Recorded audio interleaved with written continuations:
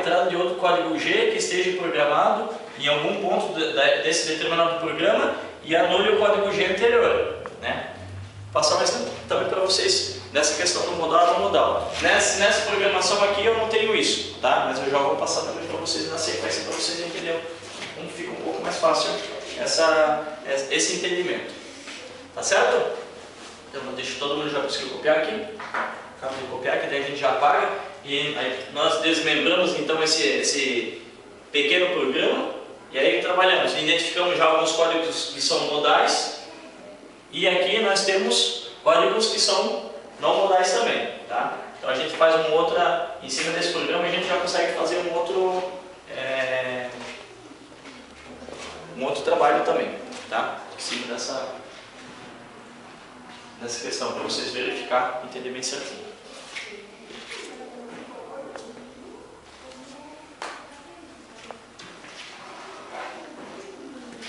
Tá conseguindo ler nesse tamanho de letra? Tá? Só a letra que tá feia.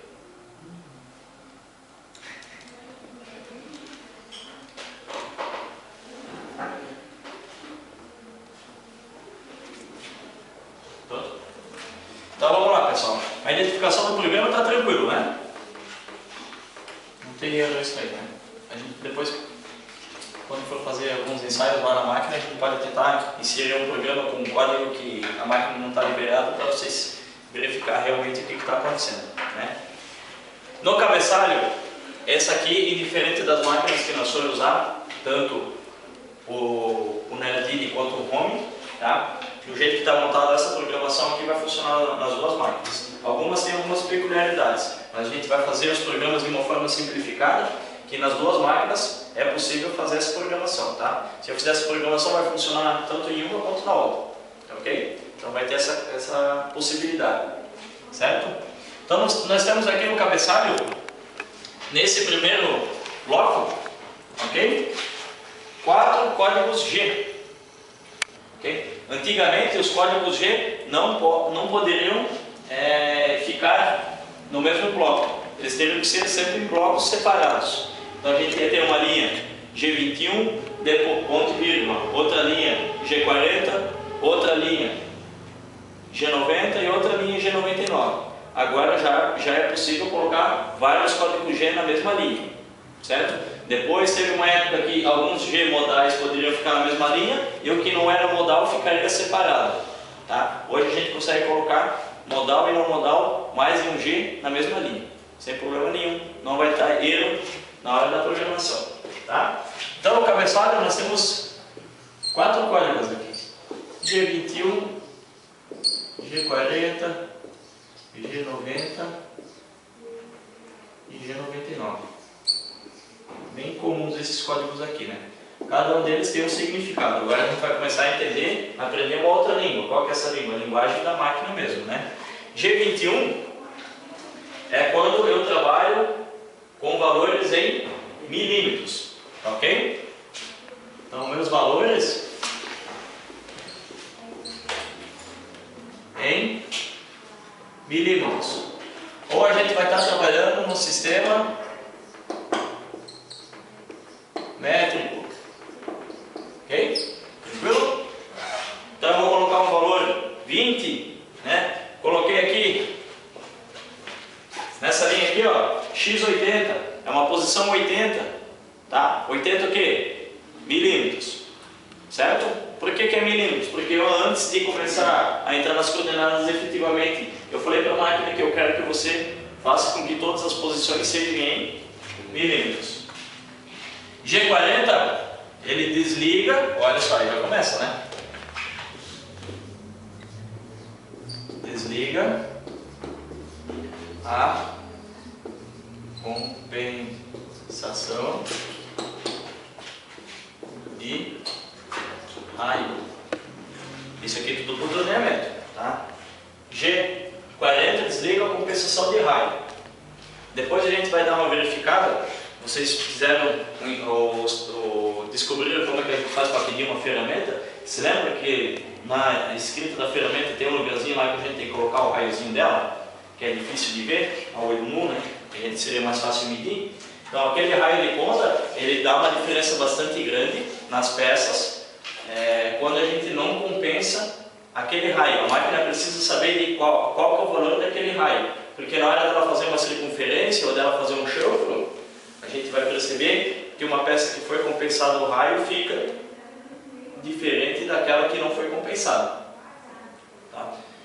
Vai chegar a hora que a gente vai entender essa questão. Tá? Mas então, de costume, desliga sempre a compensação de raio, porque a compensação de raio ela fica lá na máquina até que tem um comando que desliga. Então ela é uma função modal ou não modal? A compensação de raio é uma função modal, porque ela fica ligada até que vem um outro G e pá, desliga ela, certo?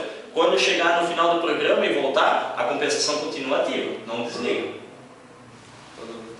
Tá? Toda vez é bom desligar.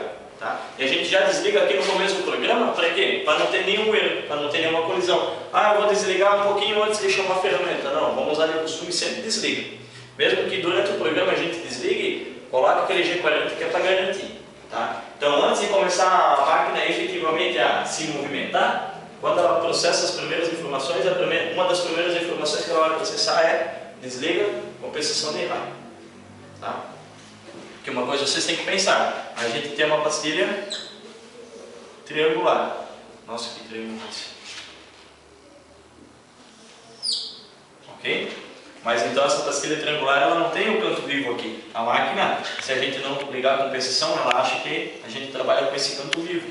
Então se eu tenho uma pastilha com raio 0,4, eu vou ter um raio nessa posição aqui. Se é uma pastilha que tem um raio de 1,6, o raio dela vai dar aqui, ó. Tá vendo? E a gente precisa ligar e desligar a compensação de raio para a máquina saber qual que é essa distância aqui, ó. De onde efetivamente seria o ponto zero dela até onde chega o raio. Então a máquina precisa saber disso, porque às vezes que eu ligo e desligo a compensação de raio. Tá? G90, para trabalhar com coordenadas absolutas. Isso.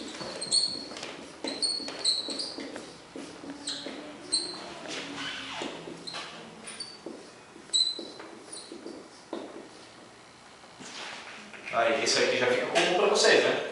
Coordenada absoluta e coordenada incremental.